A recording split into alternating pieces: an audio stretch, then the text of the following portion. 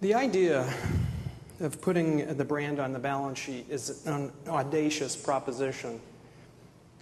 We can actually revolutionize our industry and change the role of everyone in this organization if we would take that on and really consider it and try to promote it.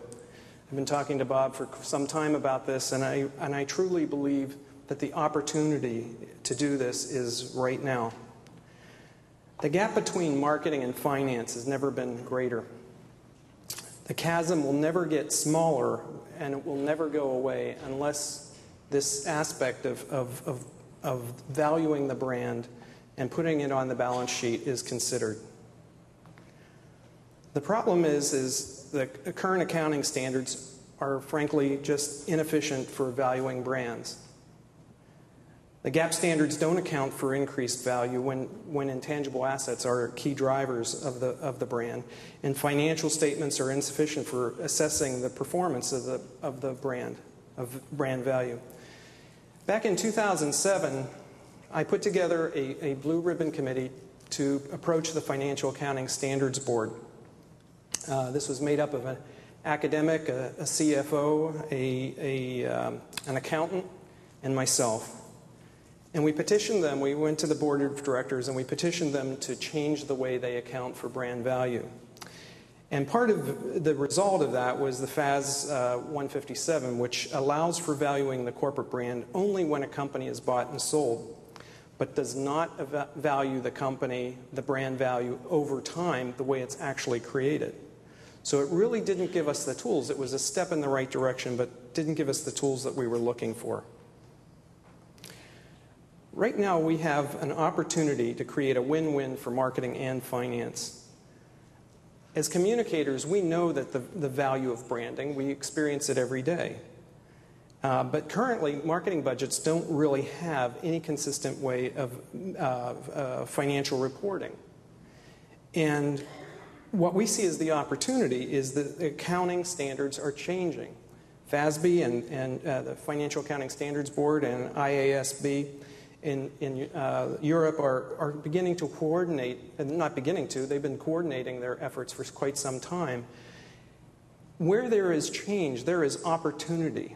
And I think we as an organization should really take advantage of that. We have an opportunity to change the way people think about brands, especially accounting firms and accountants.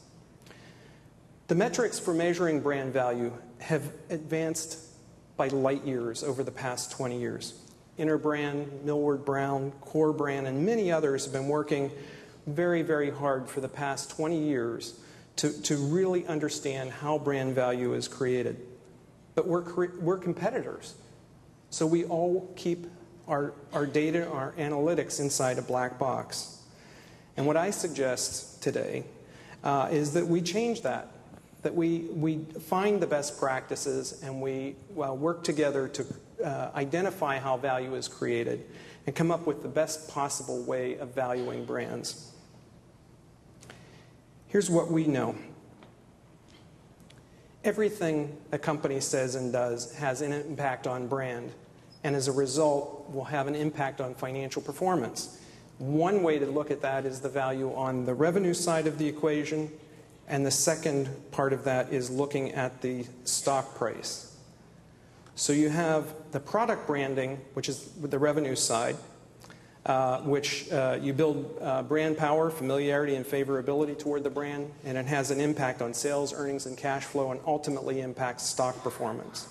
But there's also a direct impact between brand building and corporate and stock performance that we believe is the intangible asset that's known as goodwill. We believe this is the reputation portion of goodwill, and it's very, very stable number.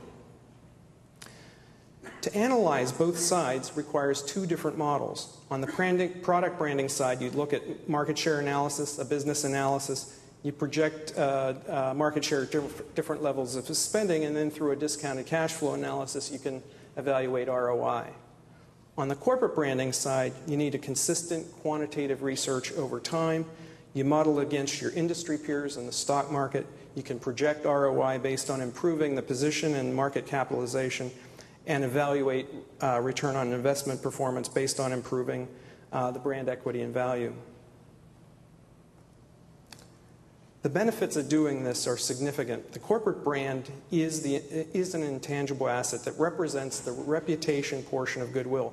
It's about 5 to 7% of the market cap of every company in the Fortune 1000. It can be accurately and consistently measured and valued over time. You can measure it against peer groups and industries. You can it can be managed like other business assets in the organization, and it can grow or lose value over time based on an ROI basis.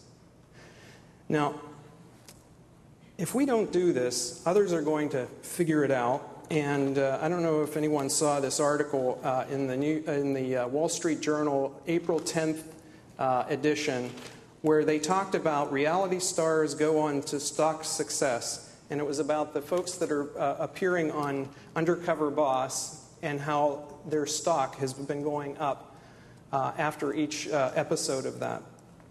Well, as my daughter would say, duh.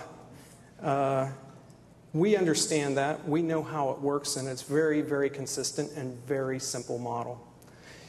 This is an example of it. First, you look at the red bar. The red bar is the pure industry. It can be your competitors, or it can be an industry. It can be any number of companies that you want to evaluate against. So that's the brand equity value, and you measure it over every single quarter. Then you have the client's brand equity, and you evaluate that every single quarter. And then you have the improvement every single quarter, as well as the communications pressure. So it becomes a very simple way, very clean, very simple, and this is used at the board level of many clients of ours. We think this is a more realistic and meaningful approach than the current royalty relief methods, and also a more logical answer than the profit analysis method. There's 20 years of consistent quantitative research. The brand equity evaluation allows you to look at your brand over the continuum of time, and it actually allows you to go back in time and evaluate what happened when we did something. So you can identify specific things, a change of management, an advertising campaign, a reorganization, a merger. You can evaluate what happened because of that data already exists over time. So it's very, very good valuation tool. It's systematic method for budgeting and evaluating return on investment. With FASB and IASB working so hard to bring these accounting standards together, I think we have an enormous opportunity to put brand on the balance sheet, and I'd highly recommend it. I just had to throw this in for comic relief. Sometimes the answers are obvious, and that's it. Thank you. Jim, another place where we tend to come into trouble with the idea of brands as assets on the balance sheet is this question of impairment. Assets that are on the balance sheet have to be marked down whenever there's reason to believe that the value has been impaired. So where does that leave us in a world where AT&T buys Singular for a huge price, and under potentially some new rules would have to immediately then write down the value of that goodwill because they're no longer using the brand? I think it really lends itself to the issue of having it on the balance sheet, at least having that discussion about it being on the balance sheet, because it's so important to have a realistic understanding of how brand value is created and what you're going to lose if you suddenly lose Singular. And having all the information is something that, if we have this available to us, why shouldn't the shareholders be able to look at it and see it in the annual report? So I think it's a very important aspect, this consistency of brand measurement, of value measurement, and reporting.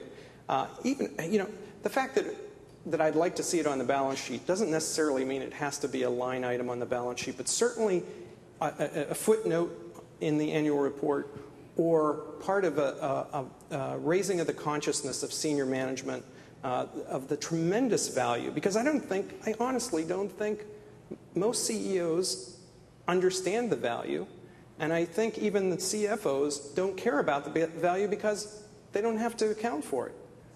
And isn't that a ridiculous notion when you're talking about the tremendous value of these brands? Thank you. Thank you. We are unfortunately out of time. This is a tremendous discussion. I know this is a conversation, as I mentioned at the very beginning, we are going to have a continued amount of conversation on. So what we're going to do is to make sure that this is a part of all future conversations at the ANA. We are going to be soliciting great input in terms of trying to understand how to be able to create generally accepted brand valuation principles so that we can create a greater standardization among our industry that this room and everybody in corporate America spends so much time and attention and resources against. So please join me in thanking Jez, Eileen, and Jim for a tremendous presentation. Thank you. Thanks, guys.